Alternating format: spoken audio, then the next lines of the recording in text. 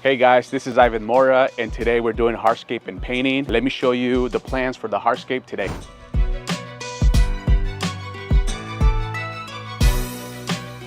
On this project here, we're doing stepping stones and we're also doing a fire pit. On all my properties that I work with, I strongly work with Belgard. It's a great product. They've been around for a long time. And when it comes to quality, this is the product I use, even on my own rentals. So let me show you what the design's gonna be like. Let me give you a quick tour. So previously here, there used to be a deck. It was very rotted. It was not processed correctly. So I decided, since we have an upper deck level on this area, a lot of water just flows. So we're gonna turn this into a maintenance-free yard. As you can see, we got the stepping stones. We're gonna do a walkthrough pass, and then over here I'm gonna put a fireplace with just chairs around so people, just could hang out. So the reason why I want to do that is because it's kind of like a quick retreat for the homeowner. They could just hang out, spend some time with the family, and I think it's just great. So normally on all my properties that I work on, even on my own rentals, I like to do maintenance free, because either if you're a homeowner or a tenant, you don't really have the time to be doing maintenance on your yard. I think you'd rather spend your time on other things. That's the reason why I do fire pit, I do hardscape, or even pavers. But in this case, since it's such a big yard, hardscape wouldn't really make sense doing pavers on everything, especially if you're doing a flip. So for this specific, I think it's gonna be a huge selling point when it comes to the market, and I think it's a great idea. So as you can see right now, we have one of our foremans. He's preparing, there's concrete underneath. So we're gonna put some quarter minus, get it down, and we're doing a different walkthrough. And then from here, we're gonna have different stepping stones, one where it gives you access to the deck or just straight to the fireplace.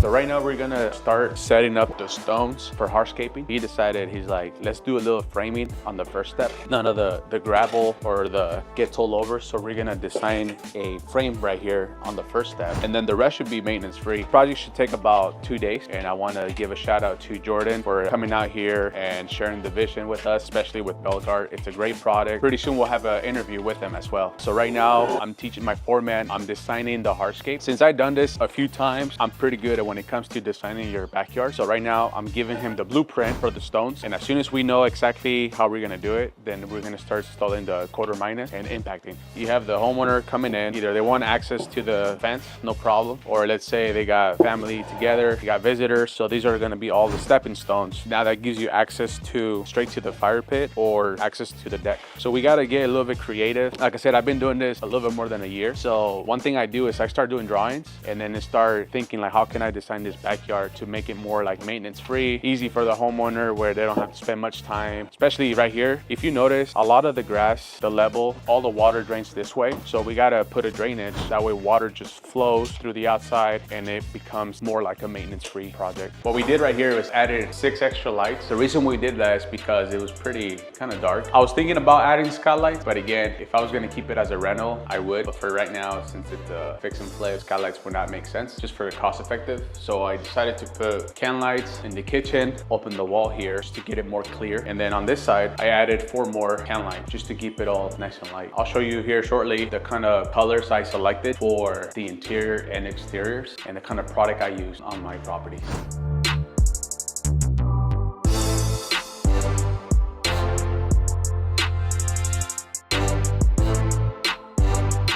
We're starting with the top right now. We're doing flat, straight, bright white. Once we finish the ceiling, we're gonna start doing the walls next, and then the cabinets. And then once I get all the painting completed, floor is gonna be one of the final touches. And then the kitchen, which is probably the best part, because you get to select the kitchen island, countertops, and then for sure the waterfall. I was getting a lot of feedback for start installing the floors first and then painting after. But ideally, I think it's a lot of hassle when you install the flooring and then do painting, because you have to cover the floor, it might get painted. Let's say if an accident happens here, can falls, or whatever the case may be, now you're gonna get into more cost effective where you have to replace all that new flooring that you just installed. My advice is always start on the top, walls, leave the flooring towards the end, and then you got your trim as well. As you can see here, there's already a few splashes. Even if we were extra careful, I just strongly recommend just doing flooring at the very end. And the reason why I like to do that as well is because once you have a brand new paint job, you get better options when it comes to colors on the flooring instead of doing the opposite. That's just one of my advice. I'm gonna keep this open, but ideally what I'm gonna do here is just put a countertop with a waterfall drop. That's gonna look very nice. And if you start adding like an island and a bunch of items, then your costs continue to go up.